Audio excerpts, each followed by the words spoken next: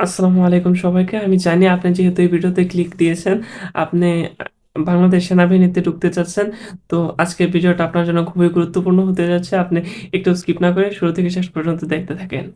তো আপনারা জানেন যে গত কয়েকদিন আগে বাংলাদেশ সেনাবাহিনীর একটা সার্কুলার দিয়েছে ২০২৪ সালের সার্কুলার। যেখানে বলা হয়েছে যে আপনার বয়স যদি ফার্স্টে আমি বয়সের কথা বলে নিচ্ছি, কারণ এই বয়স সীমার ভিতরে যদি আপনার বয়স না থাকে তাহলে আপনার এই ভিডিও দেখে কোনো লাভ নেই। কারণ আমি আপনাকে চাকরি দেব না। চাকরি দেবে বাংলাদেশ সেনাবাহিনী যে কর্তৃপক্ষ আছে সেই কর্তৃপক্ষ। তো এই বয়স সীমার এফিট ওফিট কখনোই গ্রহণযোগ্য নয়। এটা ফার্স্টে লেখা থাকে। সার্কুলারটা আমি ডানে বা বামে কোথাও একটা দেখিয়ে দেব, আপনারা দেখে নেবেন, অথবা ডেসক্রিপশন বক্সে লিঙ্ক টিঙ্ক দিয়ে দিব, সেখান থেকে আপনারা ডাউনলোড করে দেখে ফেলতে পারবেন।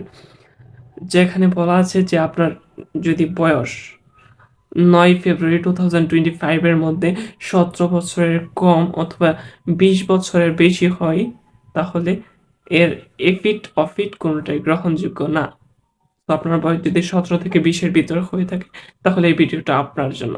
তবে হ্যাঁ, আপনি যদি টেকনিক্যাল ট্রেডে পড়ে থাকেন, আপনি বিএমএ কোর্স অথবা এন কোর্স, ত্যান কোর্স, কত কোর্স আছে না? মানে জেনারেল শিক্ষার বাইরে যে কোর্সগুলো আছে, এই কোর্সের সিস্টেমে পড়ে থাকেন তাহলে আপনার জন্য এক্সট্রা ১ বছর বেড়ে যাচ্ছে।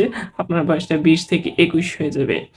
অ্যান্ড দেন আপনি যদি ড্রাইভিং লাইসেন্স নিতে পারেন, আপনার যদি ড্রাইভিং লাইসেন্স থাকে তাহলে আপনি আরো ১ বছর এক্সট্রা ফেসিলিটি পাচ্ছেন।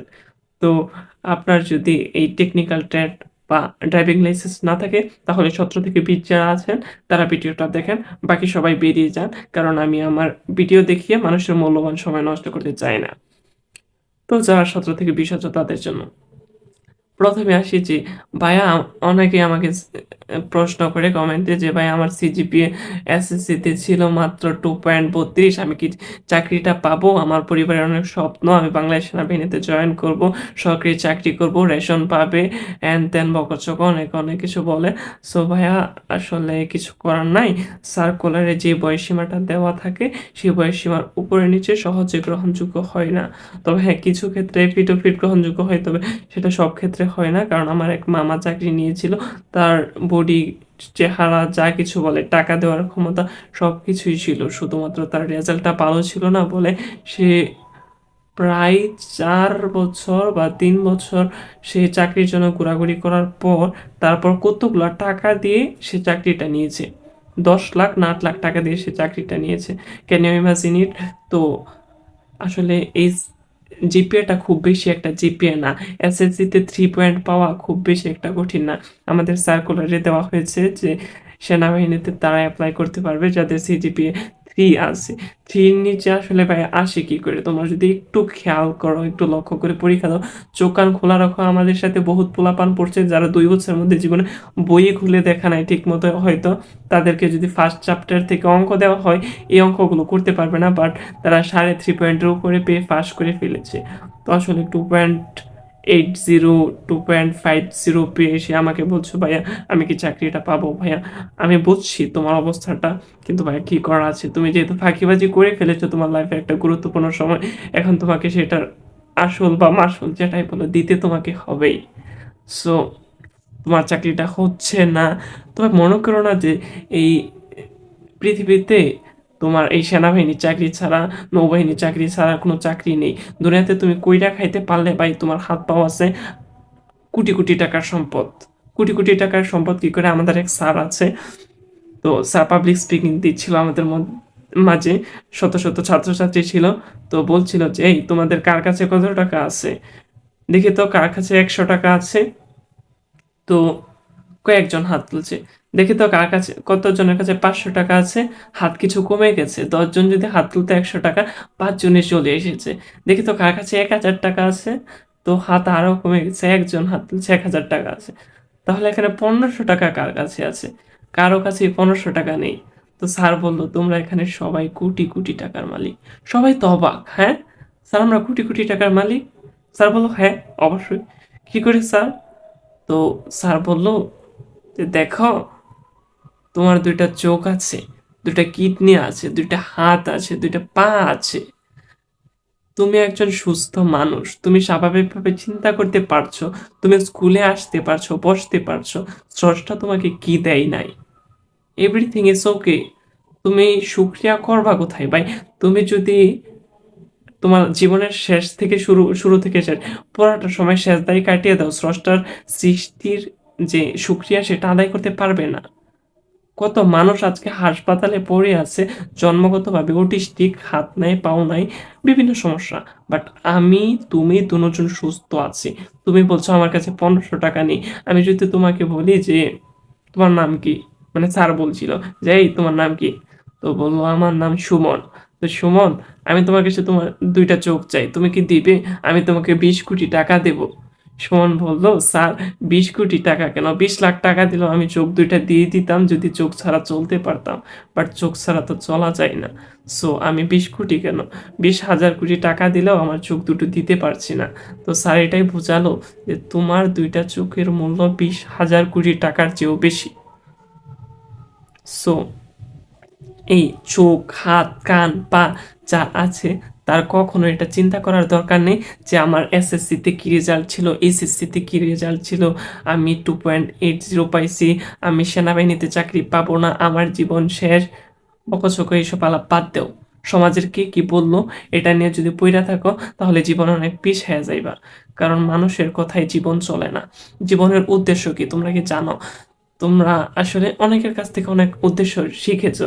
আমরাও জানি ছোটবেলা থেকে আমাদেরকে শেখানো হতো যে বাবা বড় হতে হবে, নিজের পায়ে দাঁড়াতে হবে, যোগ্যতা অর্জন করতে হবে, ক্ষমতা লাগবে, জীবনে সফল হতে হবে। এটা মানুষের কাছে সফলতার সংজ্ঞা, কিন্তু স্রষ্টার কাছে সফলতার সংজ্ঞা কি জানো? এটা আছে কোরআনের সূরা আলে ইমরান আয়াত নাম্বার 185-তে। স্রষ্টা নিজে সৃষ্টির সফলতার সংজ্ঞা দিচ্ছেন, কুল্লু নাফসিন যায়িকাতুল মাউত, প্রত্যেক নফসকে মৃত্যুর স্বাদ গ্রহণ করতে হবে।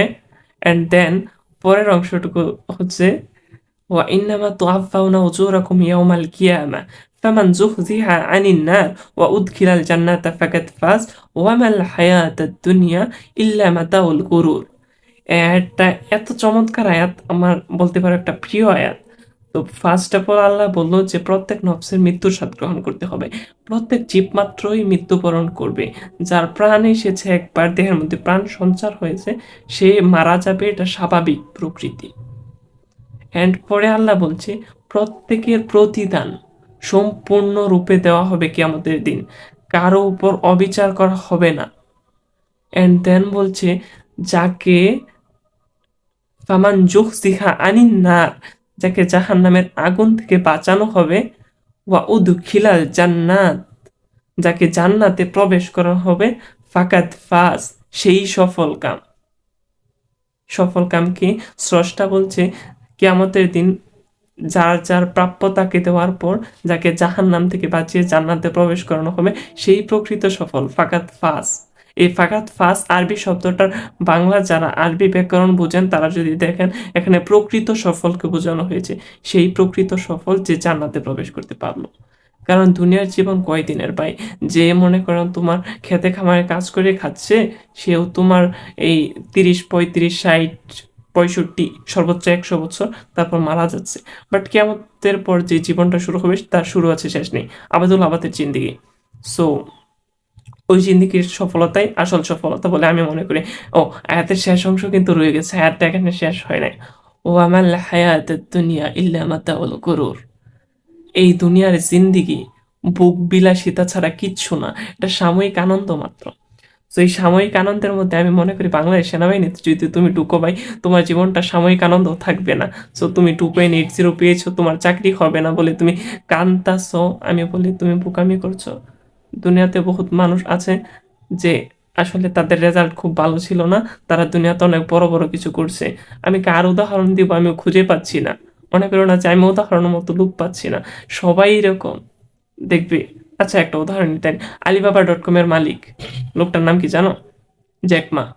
এই জ্যাকমা 30টা জায়গায় সে এই আলিবাবা প্রতিষ্ঠা করার আগে অ্যাপ্লাই করেছে চাকরির জন্য। চাকরি কি কাকে বলে? চাকরি এটার ডেফিনেশন যদি আমার কাছ থেকে জানো, আমি জানি এটা অনেক নিন্দা লাগবে, মানুষ শুনলে খারাপ বলবে।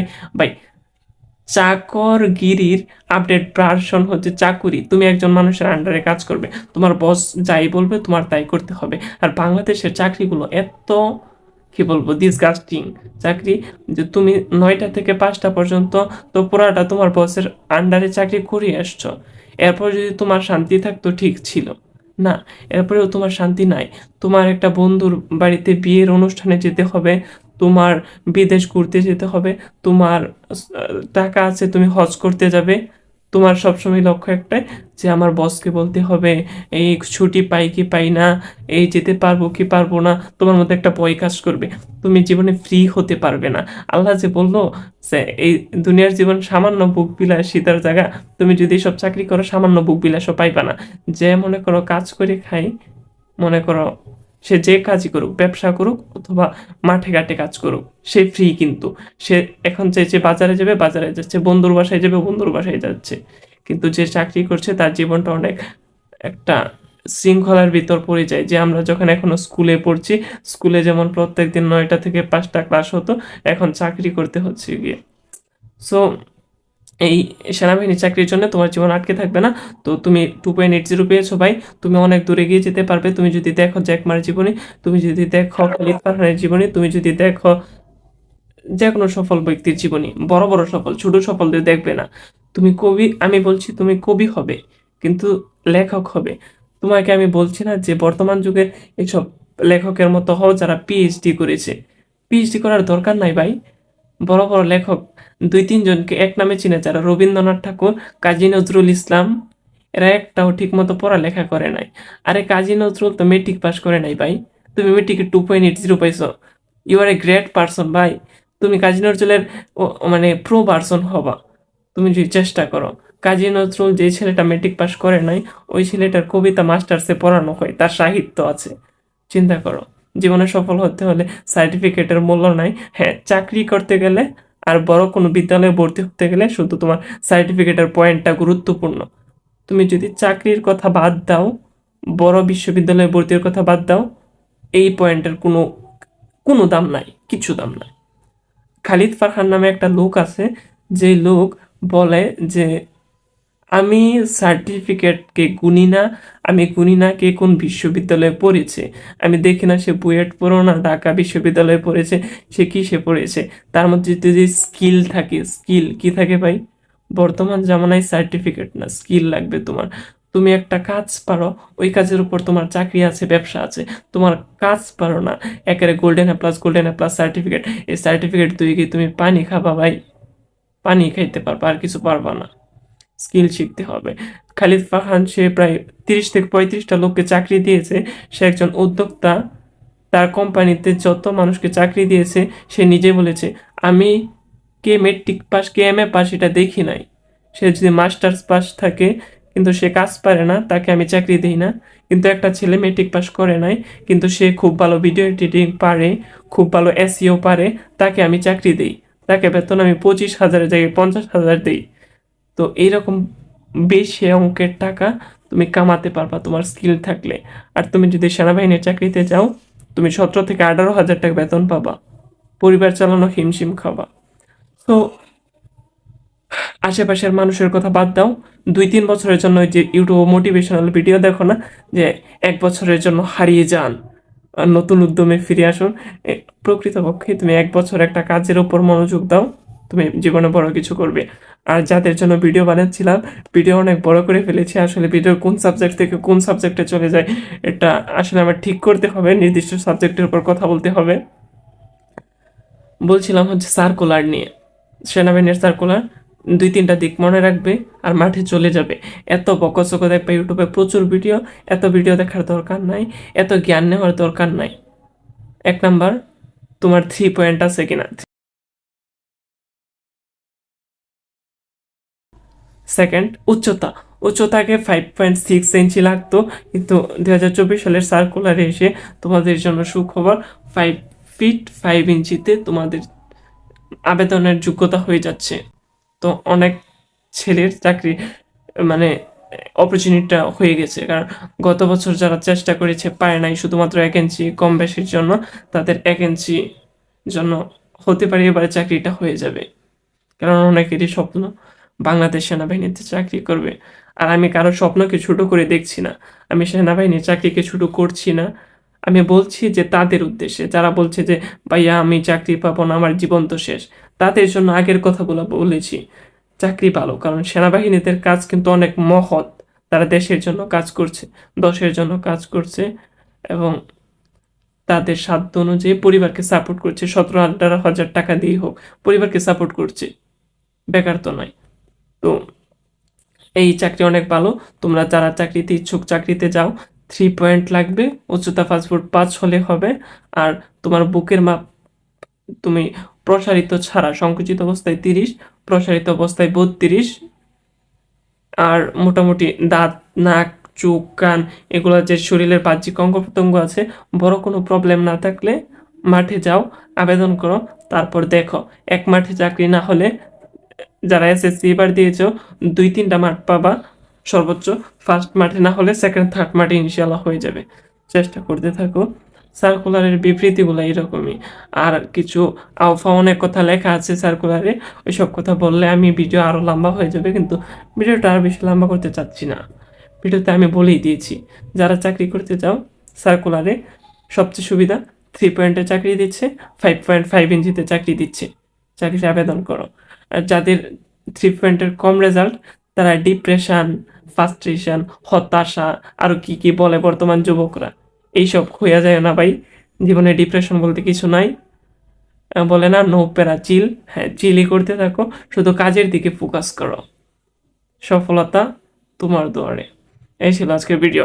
ভিডিও ভালো লাগলে লাইক, কমেন্ট, শেয়ার, সাবস্ক্রাইব সব কিছু করে দিতে পারেন এবং হয়ে যেতে পারেন আমাদের এই পরিবারের সদস্য। দেখা হচ্ছে পরবর্তী নতুন কোনো ভিডিওতে ইনশাল্লাহ। আসসালামু আলাইকুম ওয়া রাহমাতুল্লাহি ওয়া বারাকাতুহু।